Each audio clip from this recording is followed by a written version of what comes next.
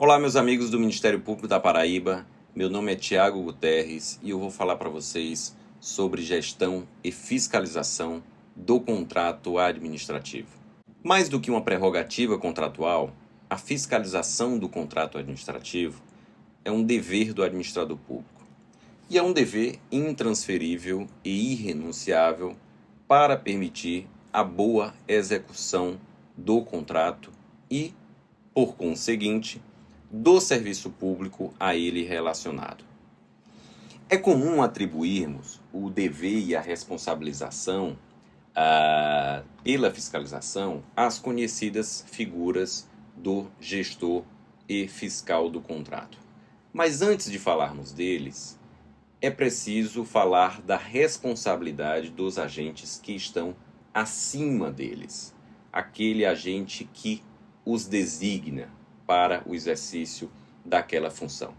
E eu me refiro à autoridade máxima do órgão, aquela que assina o contrato e que, portanto, representa o órgão perante o contratado. Essa autoridade que assina o contrato, em última instância, é que é responsável pela fiscalização desse contrato e, portanto, pode tornar-se, eventualmente, corresponsável pelos atos dos gestores e fiscais. E quando é que isso vai acontecer? Ora, quando ficar constatada omissão, negligência da autoridade máxima em relação à estruturação do seu setor de compras, do seu setor de fiscalização.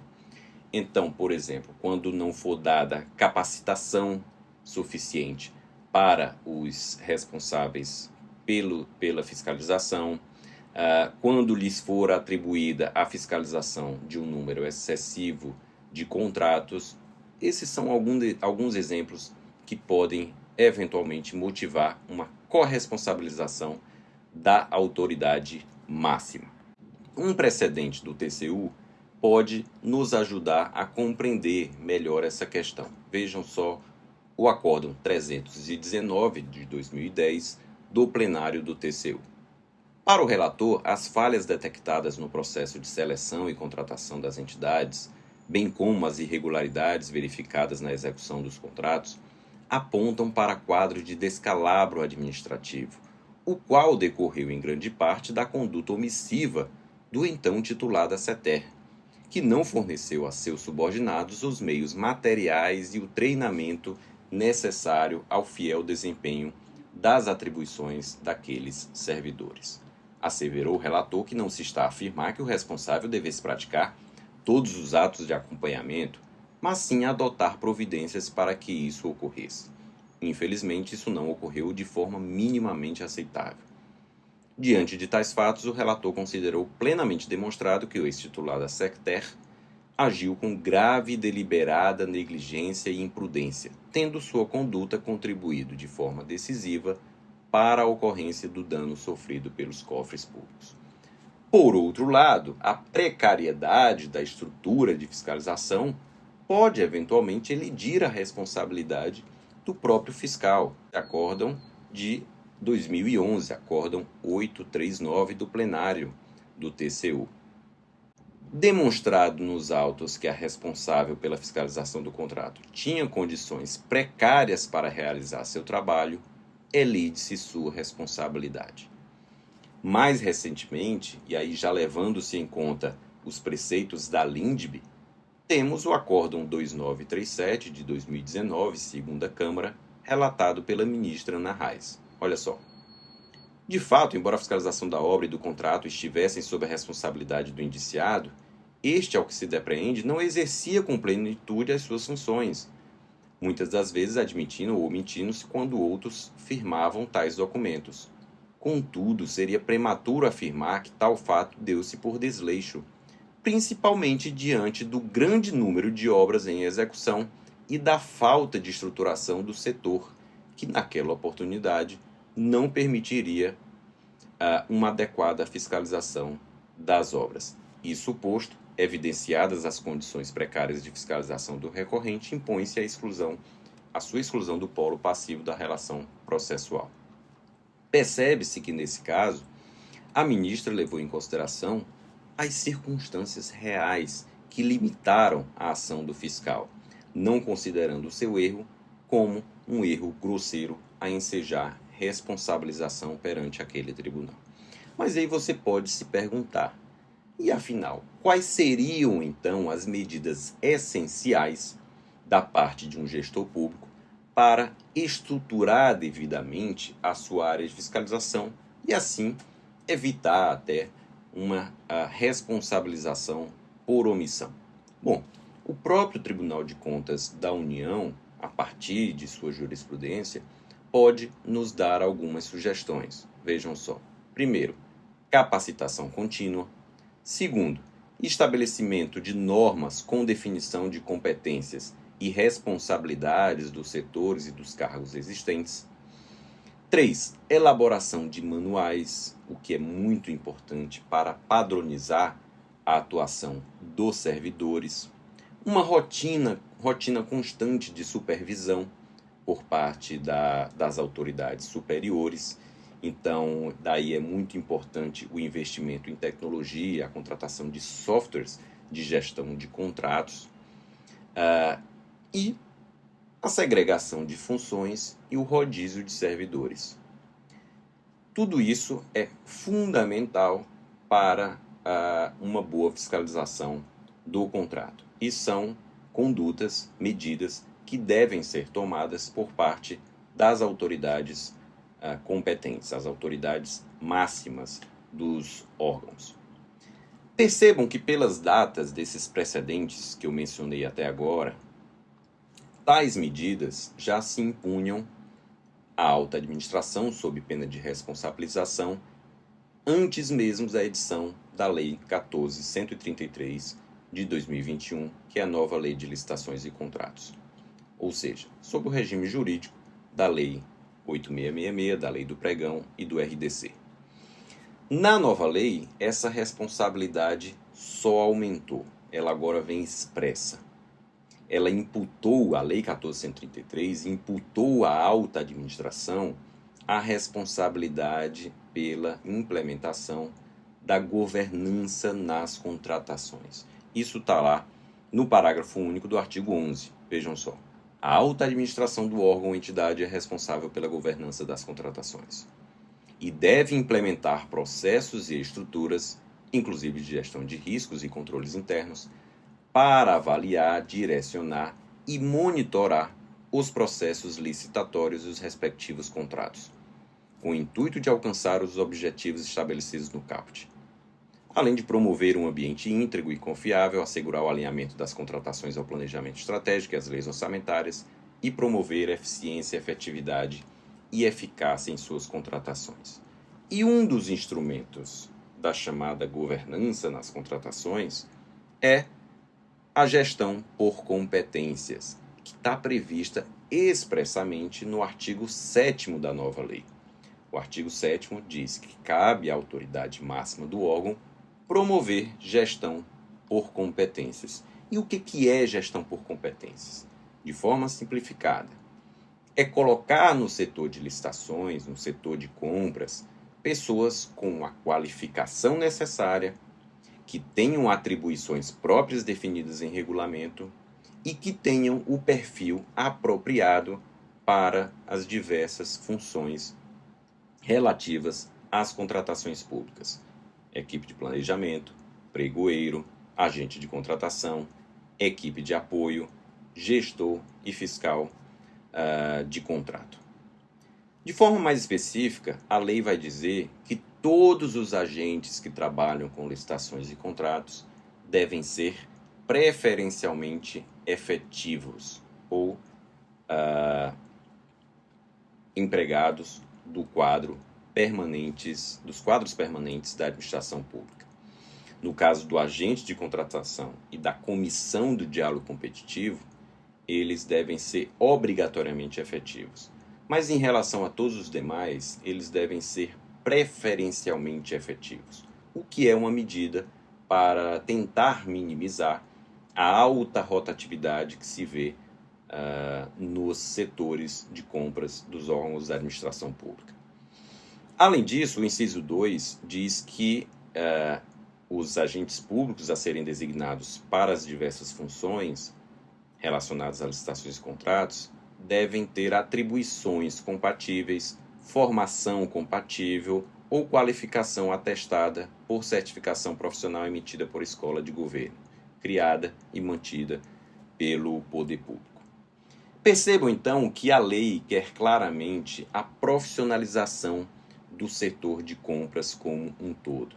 Da mesma forma que a gente tem inúmeras áreas da administração pública que são extremamente profissionalizadas, como procuradorias, controles internos, auditoria, fiscalização tributária.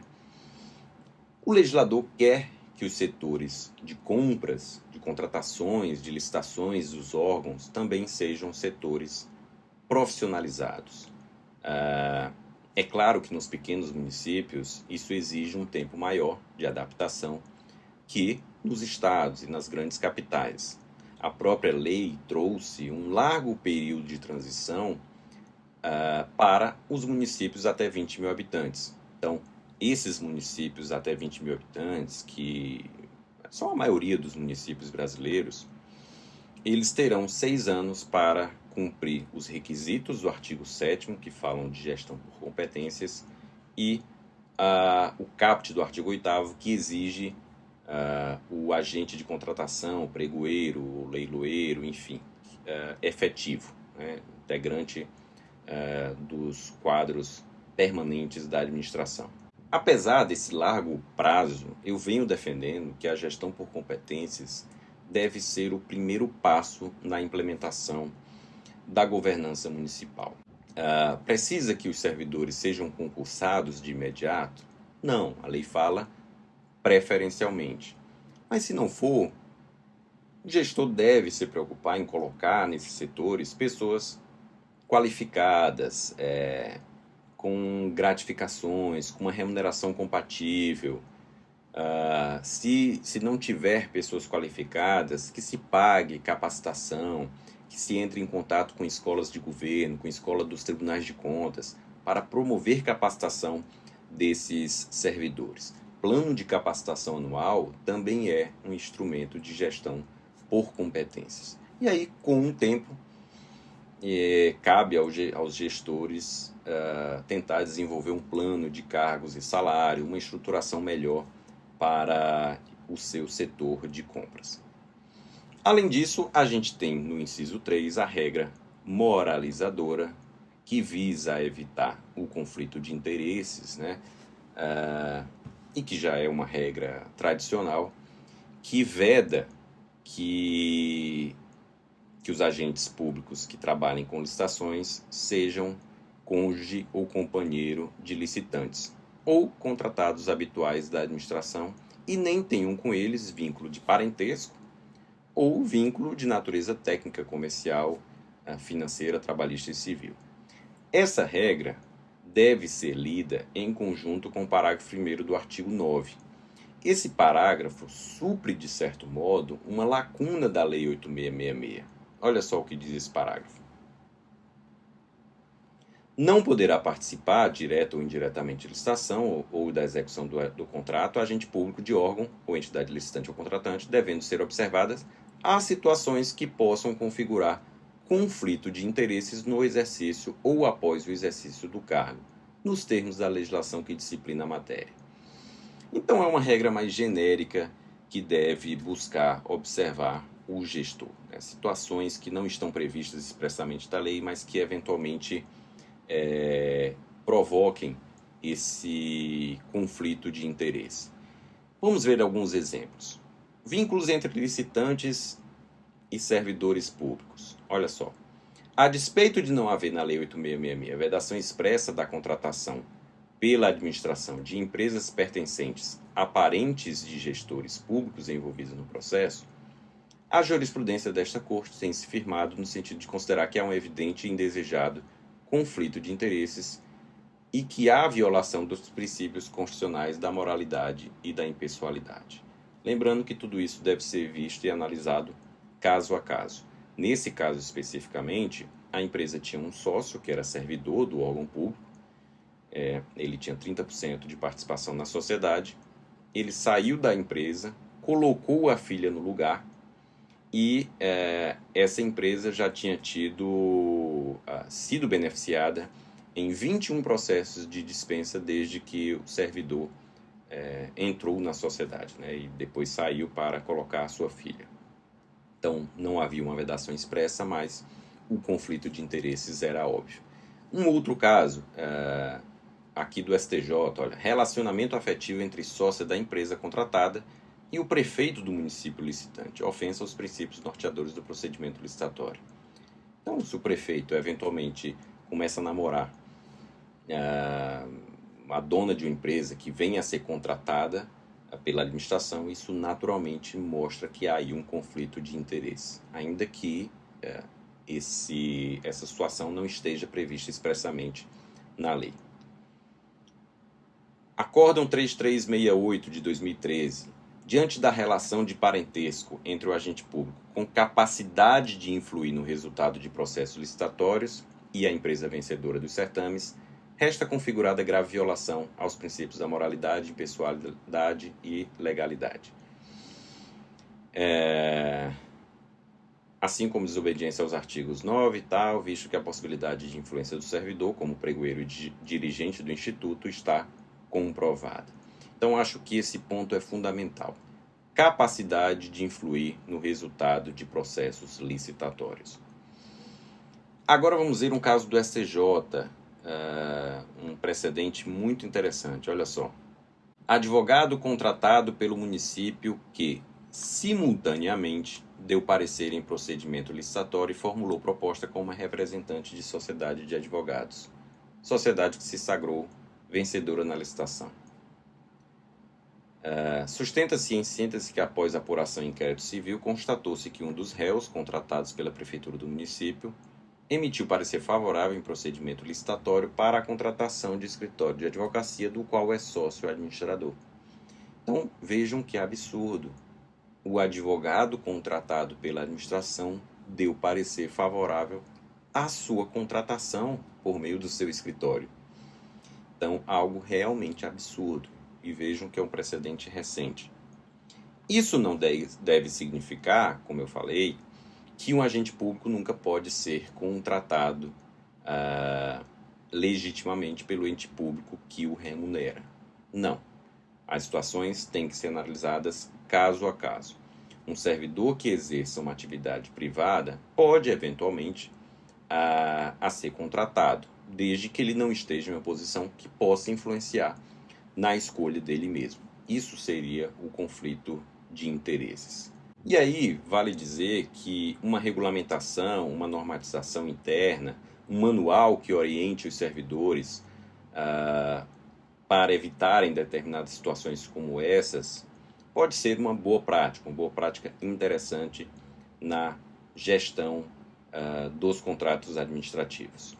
Uma boa prática administrativa e uma boa prática de gestão por competências é segregar funções o máximo possível.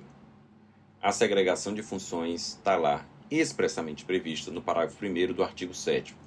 A autoridade referida no caput deverá observar o princípio da segregação de funções, vedada a designação do mesmo agente público para atuação simultânea em funções mais suscetíveis a risco, de modo a reduzir a possibilidade de ocultação de erros e de ocorrência de fraudes na respectiva contratação.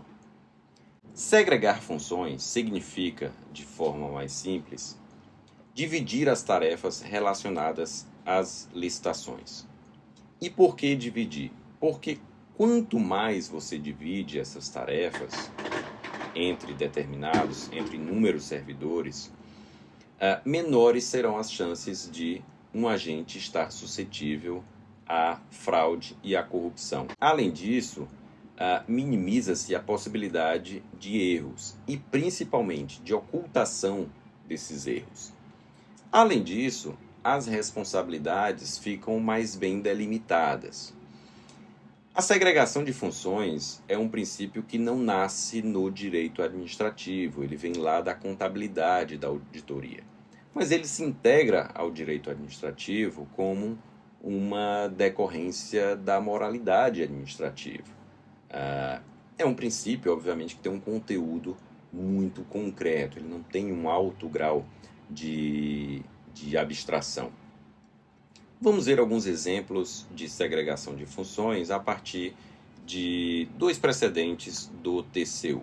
Olha só, pregoeiro não pode ser fiscal do contrato celebrado, isso é uma regra básica de segregação de funções, e o agente que atesta a liquidação de serviços não pode ser o mesmo a autorizar o pagamento. Duas regrinhas básicas de segregação de funções. Bom, até agora eu falei da autoridade máxima, das suas responsabilidades no sentido de estruturar a governança e fazer gestão por competências, para que isso resulte em melhores contratações e, por conseguinte, em melhores políticas públicas. No próximo vídeo, eu vou falar com mais detalhes sobre o gestor e o fiscal do contrato e dos critérios que devem ser utilizados para suas designações. Até lá!